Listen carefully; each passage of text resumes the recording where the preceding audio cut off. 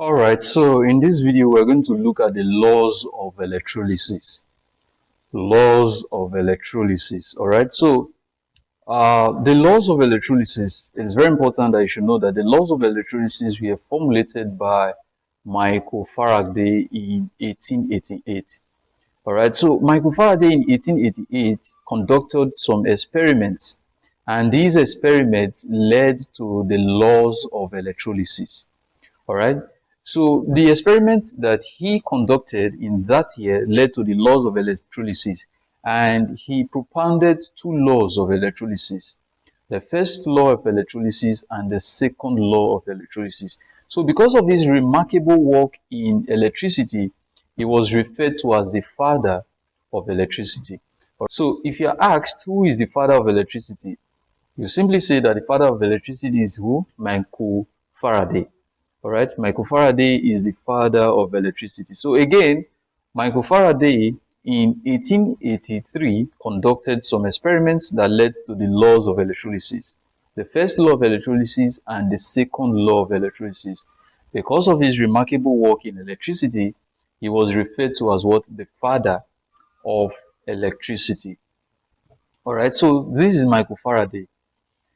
So, what is the first law of electrolysis? What does it state?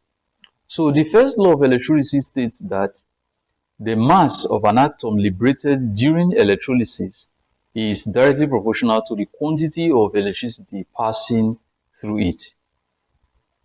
Again, first law of electrolysis states that the mass of an atom liberated during electrolysis is directly proportional to the quantity of electricity passing through it.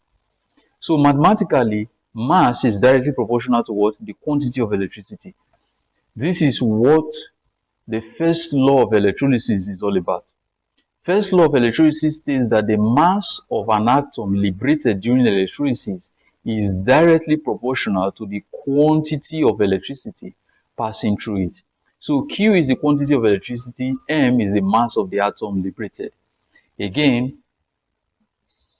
first law of electrolysis states that the mass of an atom liberated during electrolysis is directly proportional to the quantity of electricity passing through it. Alright, so for us to remove this sign of proportionality, we have to bring in a constant. Alright, so my M will be equal to EQ, where the E represents the electrochemical equivalence. So your E here, E is what is representing your electrochemical equivalence. Alright, and that is what? A constant. Equivalence, electrochemical equivalence. So your E is what? A constant, referred to as what? The electrochemical equivalence. So you should know that Q, which is your quantity of electricity, is equal to current times time. So I can say that M is equal to what? E. Instead of me to write this Q here, I will put IT, current times time. Alright. So this is what the first law of electrolysis is all about. Alright. So again, first law of electrolysis states that the mass of an atom liberated during electrolysis is directly proportional to the quantity of electricity passing through it. So mathematically, this is M is directly proportional to Q. Like I said, the formula for Q, which is quantity of electricity, is equal to IT, where your I is your current, your T is time. So we can say that M is directly proportional to what? IT instead of Q.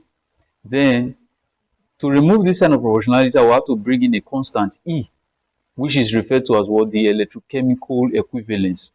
It is constant for a particular atom. Alright? It is constant for a particular atom. So your M in this formula refers to the mass of the atom liberated during electrolysis. E refers to the electrochemical equivalence. I refers to the current, and T refers to what? Time. And you should know that this your Q refers to what? Quantity of what? Of electricity. Quantity of electricity. Alright. So this is all you need to note about the first law of electrolysis by Michael Faraday. So next we are going to look at the second law of electrolysis.